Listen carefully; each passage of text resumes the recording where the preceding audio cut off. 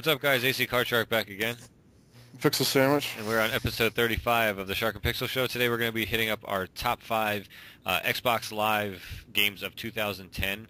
Some of these games are available across PSN as well, but I just figured it was easier just to hit the Xbox Live titles. Yeah, this is one of the best years, I think, for downloadable titles. There was a lot of good stuff released. Yeah, I definitely agree. I mean, I can't. I actually didn't realize I downloaded as much as I did this year. I at first when we first started talking about doing this episode, I was like, I don't know if I can come up with five, and I'm like, oh crap, can we do like our top seven? And then I was like, oh man, like I didn't realize how many came out this year that I really like. So it's been definitely a good year for gaming in general. I mean, there's been a lot of good games overall, but yeah, let's kick it off. Number five.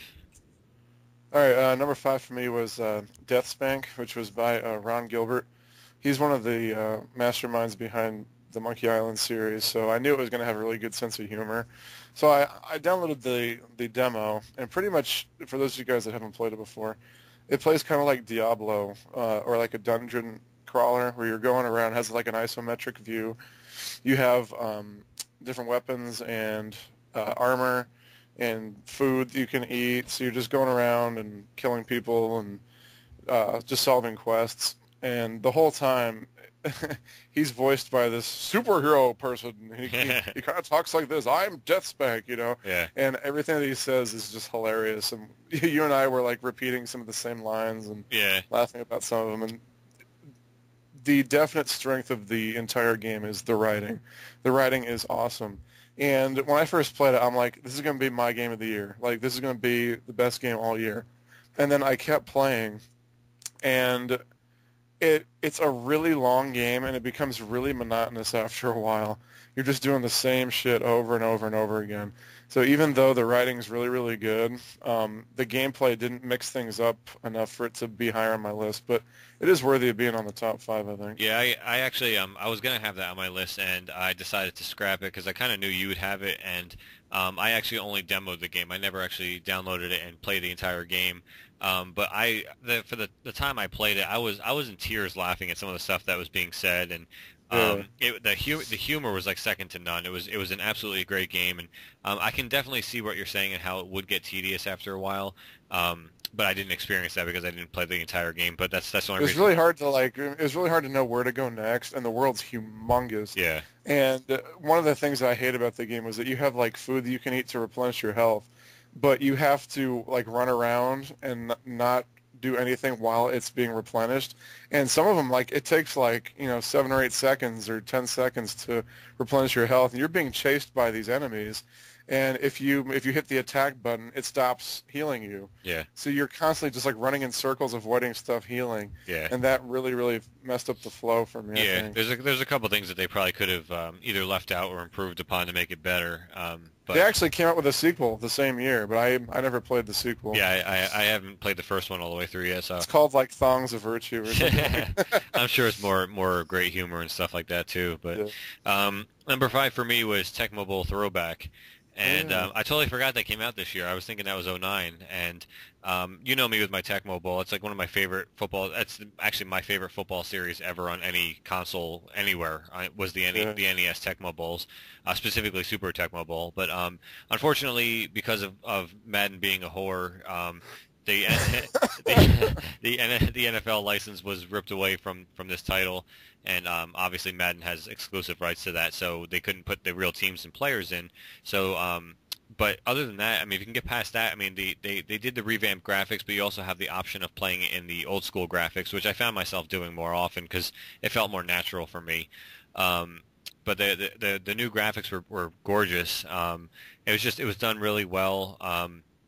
It plays exactly like the old school Tecmo Bowl games do, and it's just nice to be able to play it like on a big TV, in current gen graphics if you want. I mean, if that's what you choose to play it in.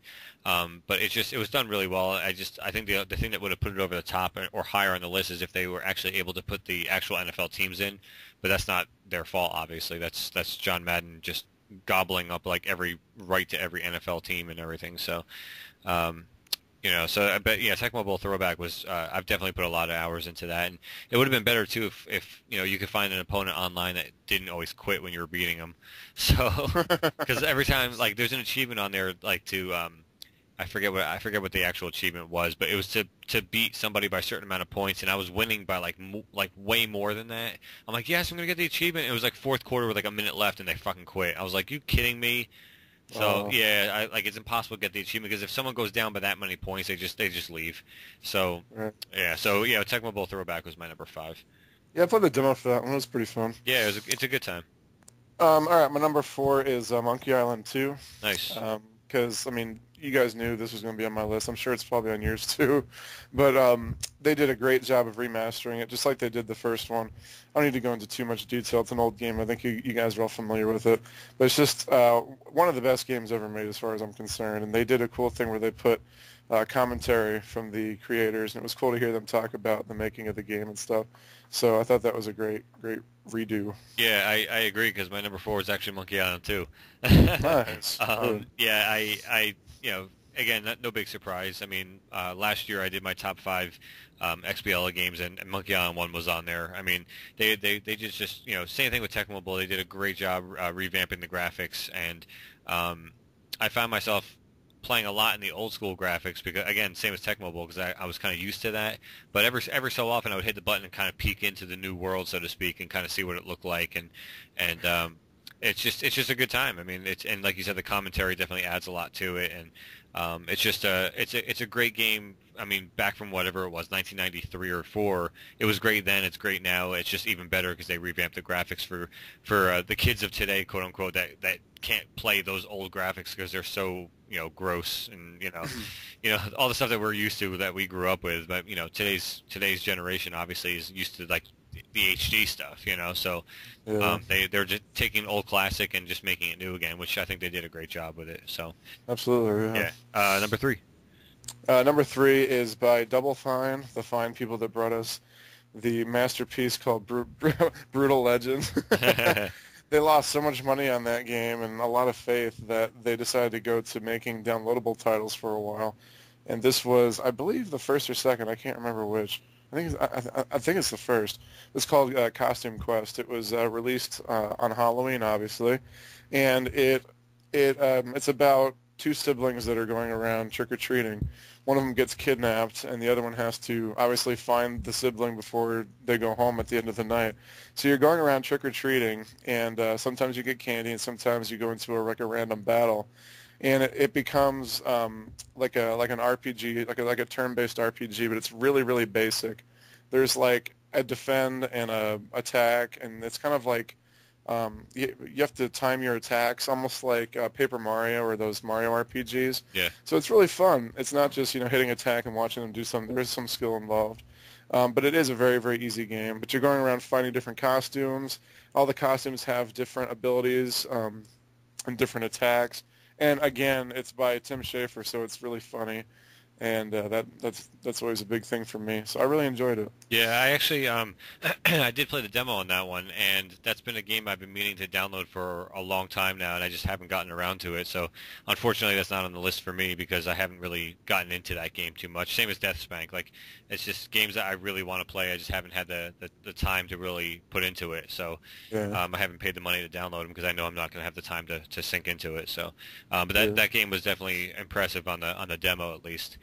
For me, number three was Final Fight Double Impact, and it's really weird. I'm actually starting to see like a theme throughout my top five. It's all remakes, Yeah. but it's I guess it's the top five that I enjoyed the most, and there was nothing felt better than when I booted that game up for the first time and we played co-op, and it felt like we were 12 years old again.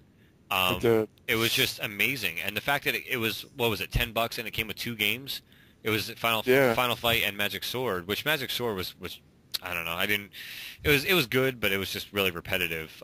It's fun. It was fun for the Final Fight's pretty fucking repetitive too. yeah. I think it's the nostalgia that I hang on to about that game. Yeah. I mean the game itself is not exactly like the best game out there, but I mean Uh, the fact that they have it on on Xbox Live. You can hit co-op with it with people, across the country, and it feels like it felt like I was back in my basement when I was in middle school and we were playing Super Nintendo. It did. You It know, totally. and to me it was priceless. Like, and the port, they did a really nice job porting it. The only problem I had was that you couldn't turn the friendly fire off. So like Yeah. we constantly kept hitting each other and like, oh, sorry, I just killed you. And We got used to it though. you get used to it. And the other thing is too is that they're sticking to the roots of the arcade version of the title. So Uh-huh. I guess I could totally see that as being not really being a negative because it really was true to the arcade version of the game, and but yeah, it was just a great job remaking this. I mean, they didn't really revamp it or like redo the graphics. It's pretty much just like a direct port, but it felt good. The controls were good, and it was like flawless as far as online play was concerned when we did co-op and everything. So, but yeah, Final Fight was definitely 2 thumbs up for me this year. It was good. Yeah, number 2. Two for me is Limbo. I talked a little bit about this on my other video, but it's just one of the most unique looking games that came out this year, and it actually had a really cool story. I know we talked about this, but it's it's not as fun to play as the other games that are on my list. But I think I have it on here just because I respect it so much and what it was trying to do. Right. Like a lot of the big set pieces only happened at like the beginning of the game, and towards the end, it was just kind of more like puzzles where you're moving blocks and going up, different paths and stuff like that. And I wish they would have had more set pieces in it, but it's as an overall experience, it was just so unique, and it really made me feel, I don't know, a different way than most games do. Yeah. I enjoyed it though. Yeah, it kind of sucked you into like the setting of the game and stuff, and Yeah. and honestly, like I've never even played the demo on that one. I want to, but I can't download all these games because my hard drive's like pretty much full right now. So It looks dumb, like I saw shots, I'm like, oh gee, it's like a side scroller, like who the fuck cares? yeah, But it really does some really unique things. You gotta try it. yeah, definitely. Number 2 for me is Scott Pilgrim, and Nice. that game just it did something that I wish more games would do, and it took like a game of today, and they like a game that they started from scratch, like they made today, and they actually put it in an 8-bit world. And I miss playing 8-bit games, and like obviously you can go back and play your old school Nintendo like anytime you want, but like it's games you've played for years, and like this finally was like an 8-bit game that was brand new. It reminded me a lot of River City Ransom. Yeah, totally. I mean, you're killing guys. They drop little bouncing coins, and you go into stores and you buy new abilities and food to heal yourself. And I mean, it's literally almost like a sequel to River City Ransom, but it's obviously Scott Pilgrim. Only downside I found to it is that it's extremely hard.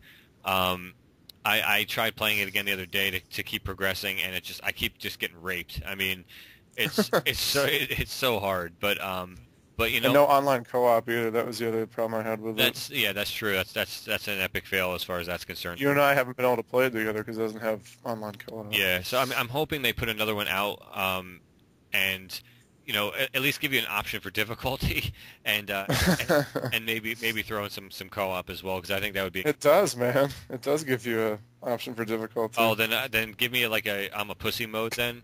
Because honestly, dude, like you know me, I always have it on easy, and I think I have it on easy, and it's just impossible. It needs to have like I'm a kindergartner mode or something, because I don't know, I can't get through I that. think it does. I don't know. I don't know. If Got me wondering now. yeah, I have no idea. If it does, then I have it on easy, and it's still too hard. But All but yeah, number 2 for me was Scott Pilgrim. right. Well, number 1 for me was Scott Pilgrim. Nice. Obviously, because it was the only downloadable game in my top 10 of the year. So, for everything you just said, if it just had online co-op, I would have liked it even more. But Yeah. I loved it. I beat it and really liked it. Yeah, I need to get through that game. I think it's just absolutely amazing. But It's awesome. yeah, and like I said, more games need to be modeled after that one, because they hit it on the head with that game. I think I know what your number 1 is. Take a guess. I think it features ghosts and a yellow ball that eats them. Go Smoke. Yeah, it's Pac-Man CEDX. As anyone who's ever watched an episode of the show knows, I'm like a Pac-Man freak. even from the shitty like Junior Pac-Man and Pac-Man for the 2600 all the way up through this new one. Pac-Man CEDX. I talked about it on the last episode, so I don't need to go into much detail. But it took a game that I thought was perfect, which was Pac-Man CE, and it actually improved. I don't know how they did it. I mean, but they did. I mean, they threw all these you literally can have like 80 different ghosts like following you at one time. If you follow the trail the correct way, there's a bunch of sleeping ghosts around the board that if you pass them, it wakes them up and then just start following you. So you can actually build a trail like across the whole board, almost to the point where if you go through like the little warp area, you may actually come back to the back end of the trail that's following you. So like it's insane. Like you have to like really. It's almost like it has more strategy involved, and they have the bombs which come in helpful. That didn't make sense. They are helpful. They come in handy, and if you get stuck or two are coming at you from either side and you can't get away, you hit the bomb button and it'll send them back to like the little chamber thing for a couple seconds to give you a breather. It's just a wonderful game. I mean, just all around. It's got you can compare scores with your buddies online, and again, it took Pac-Man CE and just stepped it up a notch I didn't even think they could ever do. And by far that's my number one game this year. So if any of you guys haven't gotten it, and Pixel, I'm talking to you, go out and download that game like instantly right away. It's a great game. It's a lot of fun. So. But yeah, that's going to do it. That's our top 5 XBLA games, or downloadable games, I guess, for 2010. So until next time, guys, this is AC Card Shark. And Pixel Sandwich. All right. Take care, guys. Late.